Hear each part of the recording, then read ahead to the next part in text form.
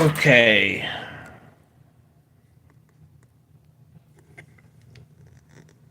Hello, everybody, and welcome to the show. Got a quick video to put out again on what I finally talked myself into.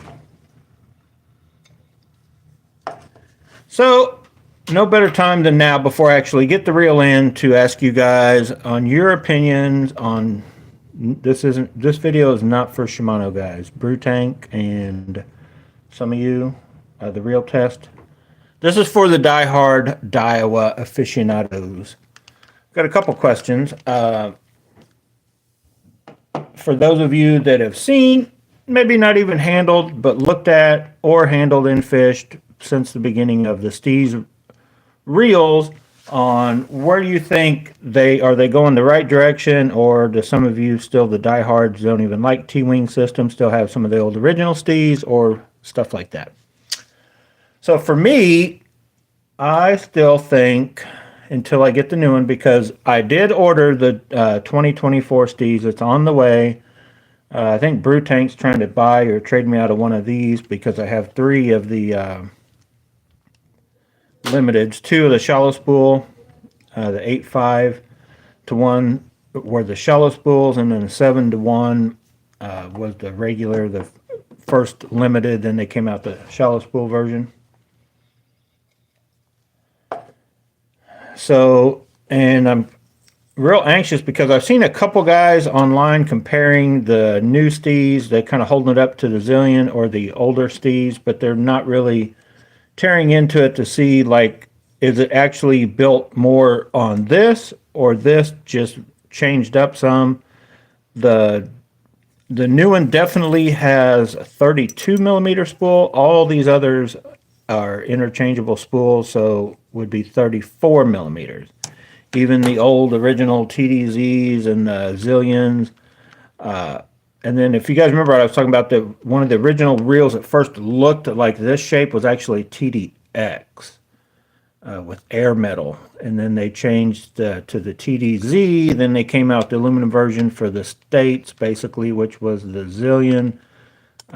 Sold. I don't even think they didn't offer the TDZ over here locally.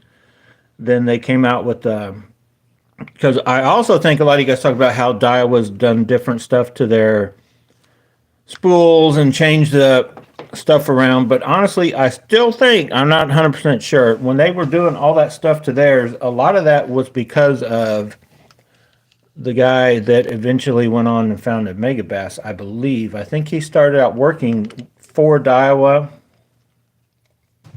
one of those kind of deals, but I'm not 100% for sure. But I think some of the Type Rs and some of that were first initiated maybe by him or that same group of guys that were working on these Daiwa reels or whatever. So they've come a long way.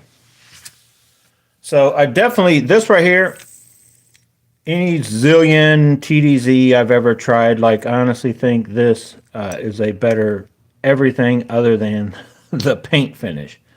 But history will show you, if you just do a little search on, or have ever searched for one on eBay over the years, the silver color on Daiwa's, the TDZ Type Rs, R Plus or whatever they were. They've had several, even the Alphas had a Type R, I think, or something. But the silver paint doesn't stand up real well, or paint in general on some of the higher end stuff. They kind of were known to, you had to kind of baby those reels a little more.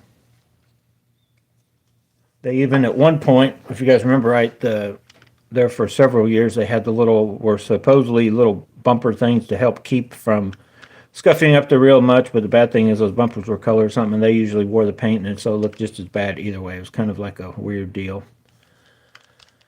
So as far as the new Steez, the only thing, just by looking at some of the pictures, they definitely have changed. I think it definitely looks more like this one with the darker paint, similar to this one. But the top end looks more like this one, just rounded off. But if it's got I'm curious if it's got a top cover like this one, which was supposedly put out because you can also, your hand won't feel as cold while palming this reel, which my hand still feels pretty cold with this. The best reel ever are like the Dark Wolf Ultra that doesn't literally have any paint on it. Your just hand is touching plastic. That is probably the best surface to like hold in your hand, kind of like cork or the foam rubber. Like it doesn't get cold to where it doesn't transfer into your hand as you're fishing. But I think, I don't even know. You guys comment. Do these older Steezes have a newer T-wing system, or they just change the color? Supposedly the new one has a little bit different design than the old school stuff, but I can't tell. I think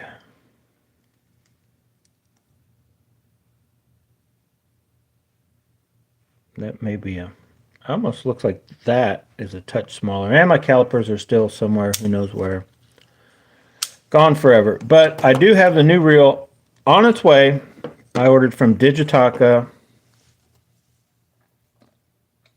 The new reel is actually still cheaper than the, if you're a lefty, there's still some of these available on Digitaka. The Steez Limited regular one, 7-to-1, deeper spool. They're boost, but not a shallow spool. Then the shallow spools are still available, but both of these reels are like $469 or something like that on Digitaka, and the new reel is only $439. So it is cheaper than these limiteds. Even though supposedly it's the better of the bunch, these are like the limiteds are just have a better finish. They've got little few other things done to them. Do not come with clickers. I had to put clickers in them. So I think I'm going to sell one, maybe two. It depends if I get the new reel and I feel like it just smokes all of these kind of thing, which I'm sure it won't. But for some reason, which like what this reel felt when I first started fishing, I was like, oh wow, that is something different. But a lot of that is in the just the ergonomics of it and the fact it's got the boost spool. But there is something probably about the which does this have the, yeah, this has hyperdrive too. The hyperdrive definitely has a good smooth feel, but honestly the old worn out reels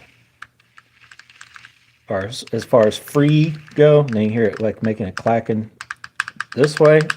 As far as smoothness is still, Daiwa reels like Shimano's, they've always been smooth for there's decades now.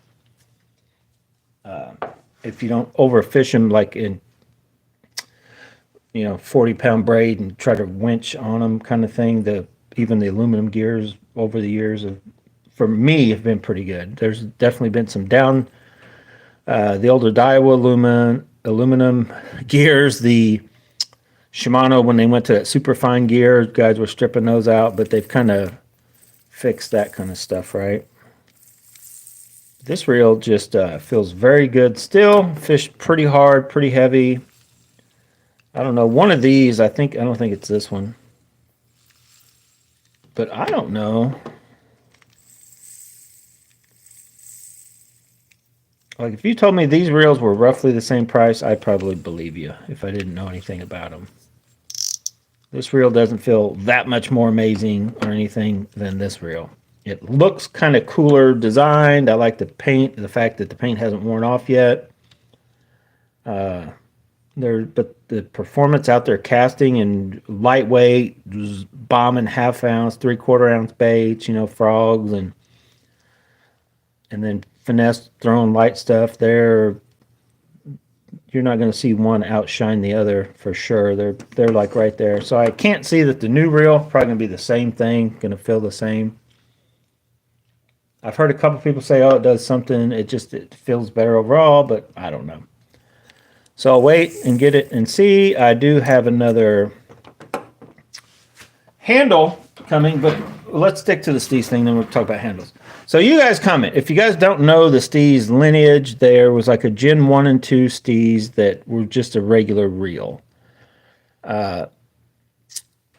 They changed slight things, but then they start having these weird like air light and this and that, and then they tried to change they changed some stuff around. So the original Steez was kind of like these, you know, it wasn't T-winging or nothing, but it wasn't a pointed nose. And then they tried to point the nose and do some weird stuff that definitely didn't flow and go well with guys. And then some of those limited ones, when those were coming out, were kind of like, I think the first batch of a limited one wasn't far from this color and had the whole circles cut out in it.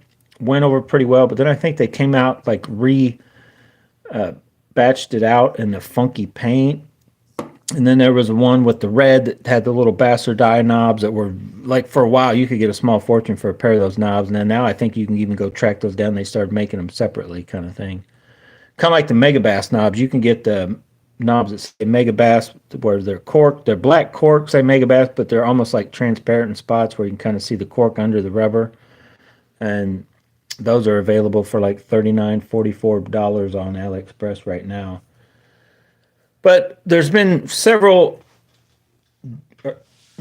changes in the Steez. But then when it came out with the T-Wing, and I've heard several people, oh no, they're different sizes. No, I'm pretty sure that the Steez A, the Steez A2, the first Steez SV, and this one are all the same measurements of the frame. The A's are aluminum, the regular SV, and then this SV, the limiteds, or all these are going to be magnesium frames. So they're going to be lighter, but they're technically, some people say you can't work them as hard as aluminum, but honestly, I don't know that I believe that 100%. Maybe, maybe not. I don't know. I've never really seen a inferior thing about a magnesium one over aluminum one, other than some guys. I think you can fill more with the magnesium. They're lighter. I think it's I wouldn't call it a harder metal. It's just a metal that I think transfers vibration, sound, and all that. Same thing aluminum does over like plastic, or carbon or whatever.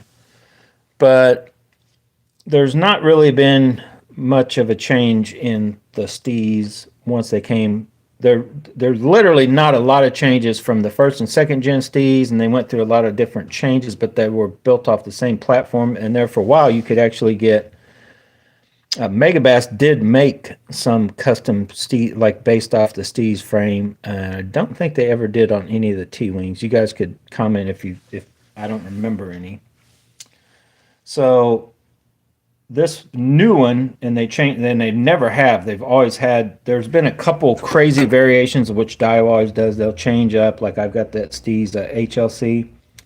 They'll change the diameter of the spool, but generally, ever since they've made the TDX or the TDZ, and almost all your standard Daiwa is a 34 millimeter. That's why a lot of guys like Daiwa. You can swap spools from reel to reel, and that's why a lot of guys still probably stick with Daiwa. But the new one's a 32 millimeter. So technically, you could get the 32 millimeter, and if you guys know the deal where they have I don't know if it's any different this way. I haven't seen it in person to check it yet. That's what comparisons I'll make. But the Steez A went over real well, and the Steez A2 has a drag clicker. You guys did the Steez A come with the clicker? The original Steez A T-Wing? I've heard a few different. Some people say, yeah, it had one too, and then no, it didn't. I don't remember. I'm pretty sure. I know the original Steez SV did not come with a clicker either, and neither did these limiteds. But somebody told me the Steez A had one, and I think I may have checked it before. I can't remember now. I'm pretty sure they had one at Rogers that I've handled before, but I've never owned. I owned a couple of the older Steez. I don't remember if it was the first or second gen, but I owned, I think, two of the standard, the old school Steez without a T-Wing.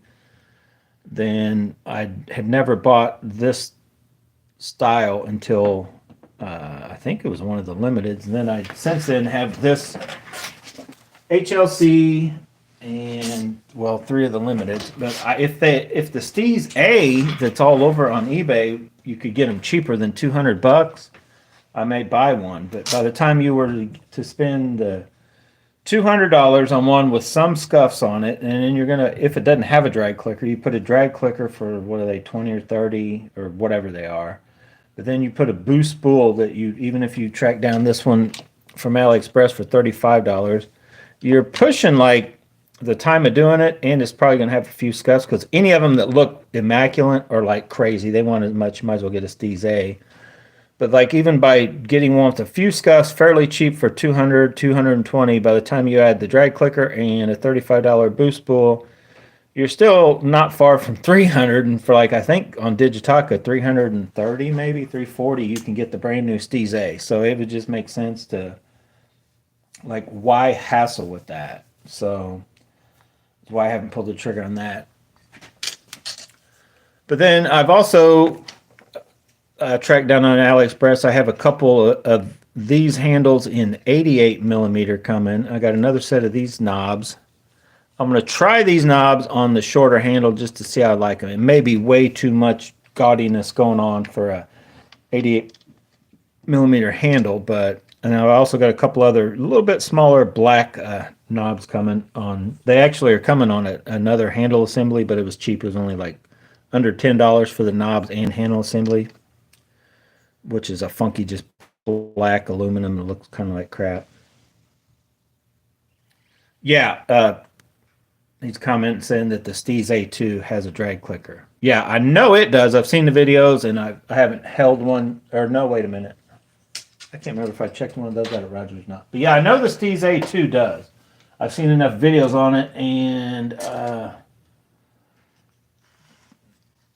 but I'm talking about the older original Steez A.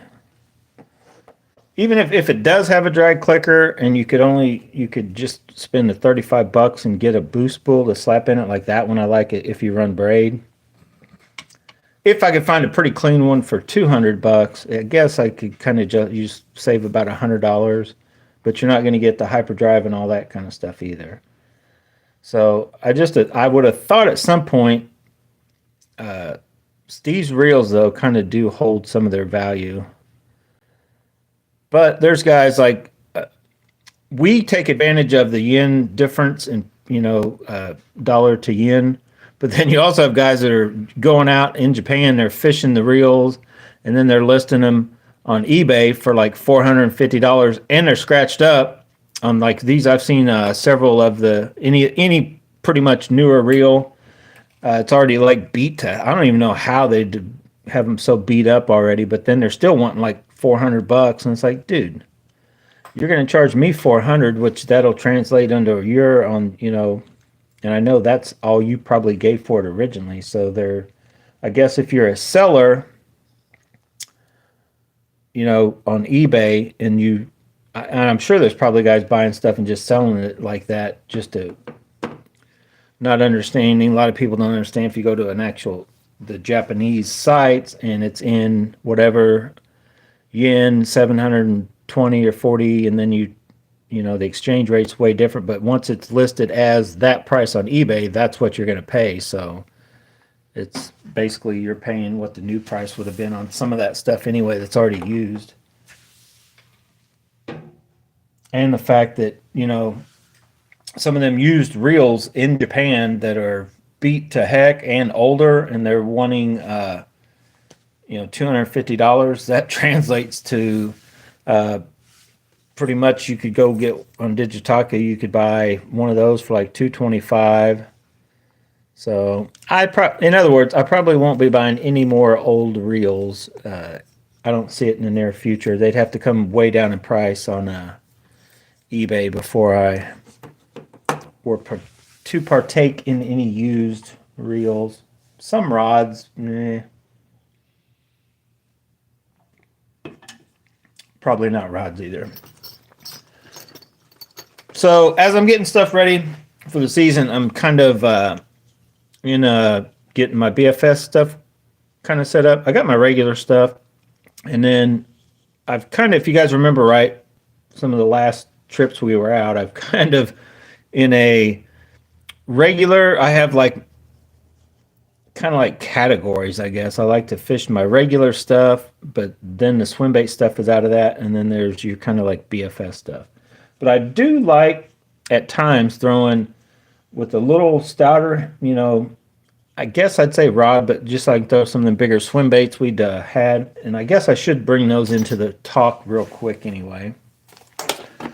that's one thing I hadn't done. We'd been talking about all my baits,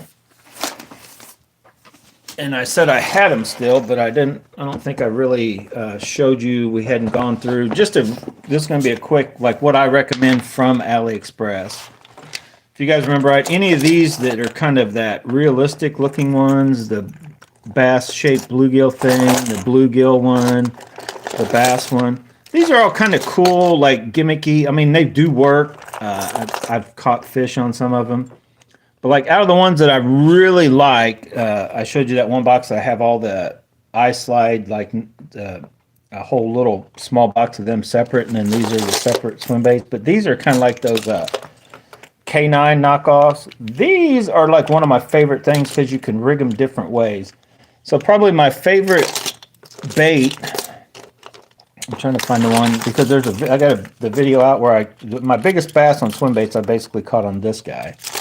So I've got the regular bass color and this color, which I thought was kind of goofy looking. Actually, what the fish are going to see, because it kind of floats kind of high, is probably a very decent color. And then I don't know if I got any, I think those may be my few biggest ones. I thought I had one more big one, maybe I don't. Then I've got just that next size down in a bass, and then like this color, but and then this color is a pretty good color, just kind of a transparent when you got clear water. That's a John 2 one. I think I'm gonna change the hooks on that. I'm not a fan of shiny hooks, but at times I bought them and just thrown them and they do catch fish. Not necessarily on this big a swim bait, but I've had other smaller baits. And then these are like that, was it King Shad or something, Strike King thing they used to have back in the day. A few clear ones, but these, if you guys remember right, were and are like probably my favorite, funnest ones to throw because I can throw them on that tequila back rack. And then I was just kind of rewatching a video today to where these, I think this is actually the opposite way. No, wait, with this down, you can fish it without the lip, the bill in it, and it fishes good. But then if you put the bill in, then you want to flip that around the other way, then it works good that way. But either way, I was fishing it, and I think I managed to catch fish both ways, whether it be on this size of bait or that next size down. And then they've even got, I think that's the same size. Hang on. There's at least 3 sizes, or maybe 4 that you can get from AliExpress. That little bitty dude. This dude could literally be thrown on. It would be like lugging one of these on, a medium heavy swim bait rod. But you can throw that on pretty much BFS, the mid size, like that light.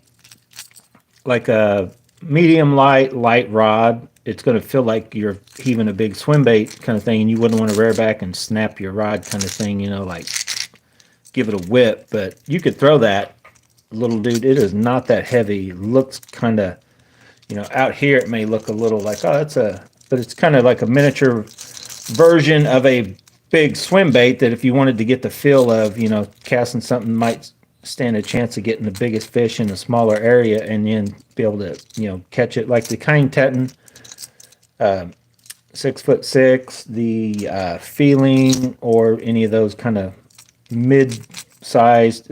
Most of the BFS rods you're seeing from Dobbins or Phoenix, or the BFS one that's rated, it says BFS from Shimano. They sell it in the X Pride, in the Corrado, and then even the Mega Bass one that's rated BFS. I know you could throw that bait, no problem. That bait is not that big, but then like even this one, you could throw with regular, probably a stout medium heavy, no problem, just a regular rod. Like the Super Destroyer, I probably even throw. I can probably throw that with the blade, the Poison Adrena 611 medium plus, or the Super Destroyer would probably be the one to throw it on. But then this one, You can throw it on possibly a stout medium heavy, but you are better off to just like the tequila back rack or bigger to get into that once you get into that.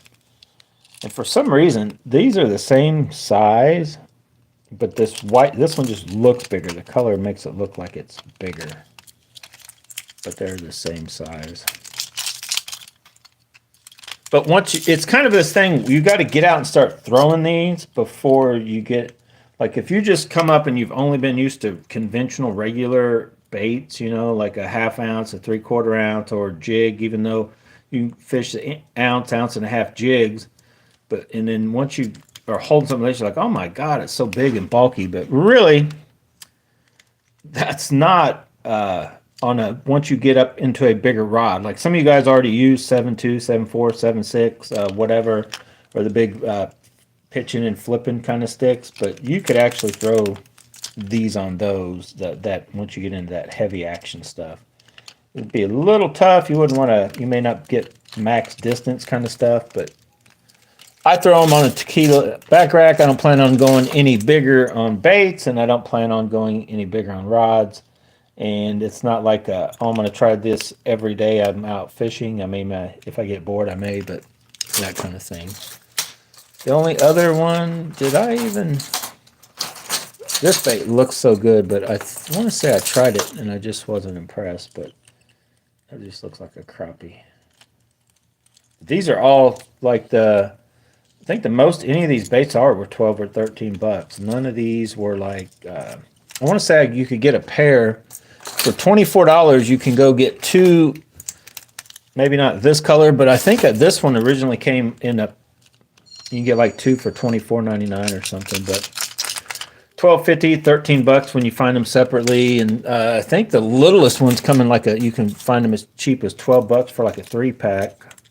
You can pick out 3 different colors, but that one looks good. Anyway, enough about swim baits. I just had that rod and talking about the different handles and knobs I got coming to I'm trying to find something that kind of gives me this feel I've got on this rod on like my Super Destroyer other than this. But something like that. Anyway, just something to tinker with this winter while I'm waiting around to be able to go out and fish. So what else was I going to talk about? If you guys remember right, these DRT things I ordered, and we kind of tried to give them a rough feel on something, but they're definitely, once you put these on something shorter, that's like a 80, 85 millimeter, you're definitely going to be chance of close, but I think you can actually, I haven't mounted up any. I know when I had these on, I think it was this one, I felt like it was like you could go out and fish no problem. Is it overkill? Yeah, but here's the thing. For me, it's about just finding not only comfort, just once when I reach and grab it, I'm on it and I don't slip off. That's why these, the cork in that roughly that size, I kind of like. I've just never been a fan of these. I feel I can grab that and slip, like if I'm not paying attention, I can slip right off of most of the standard stuff that a lot of these come with them, flat type knobs. But once you get to this big flat top, that's a whole nother world of what you're grabbing on. It's not necessarily, I don't want and I don't need, like I have this, like this power handle. Whoa, hang on, boys and girls. That length is definitely not necessary for anything other than a swim bait, big, you're out fishing bigger, just the mindset of it and the bigger, stouter rod, heavy action. But I feel not only can you go smaller here, you can go a little smaller here, but you could always stay a little big on just something to grab hold of to where you got a solid grab of it. Not necessarily that you need the winching power. You just don't want to slip off of it and then feel like then you got to catch back up, especially if the fish is running at you. You guys know what I'm talking about. If you fish long enough, like you get this hit and you kind of yank and you go to reel and then you miss it and the fish is coming at you and you kind of get behind him even though you got a fast reel. Because I can tell you right now, these 5-to-1s, a fish can outrun them. So the only hope you have if something's coming right at you is as soon as you set it, if you start feeling that rod unload, I mean, you can kind of keep swinging and keep twisting, but You know, we do a lot of different stuff to try to keep that rod tight if that fish is running at us, but then really get to cranking on one of these. But you're actually better off if you're not worrying about that winching power like what this is even a longer one. But I like this because of the knobs are so kind of tacky. Once you get out fishing, they just feel even better. Is the fact that you just want to hold on to it. You don't necessarily need the extra length. I still feel, other than just winding to catch up to the fish, you're actually going to do your pulling and fighting of the fish with the rod. You're going to like pull, if he's pulling hard, you're just going to pull against him, and then you're going to reel up the line when you can. Like I'm not that fisherman. A lot of guys are, though. They'll run 40, 80-pound braid, and they just yank back, and then they just start like cranking on the reel, like horsing the fish in. I mean, you can do that, but I honestly feel that's the way to lose more fish, in my opinion. To just basically rip the bait completely out of their mouth, because if they're not hooked real good, they're probably going to come off. If they're hooked good, then yeah, just get it to the boat, and especially a lot of guys if they use a net or whatever. But me, I like the whole point of fighting and letting the fish kind of play out. And if they're barely hooked, you can kind of give yourself time. You say, oh, shoot, he's barely hooked. Then you kind of know to maybe try to work him this way and that way and get another hook in him if you're dealing with treble hooks. You know, just the whole thing. I'm more of a play the fish out on a lighter drag kind of deal. But anyway, I'm out of here. Thanks for watching. Stay tuned for when a new Steez shows up. I'm anxious to get it. We'll compare it with the old and then with the Zillion, see which one it closer relates to. Thanks for watching.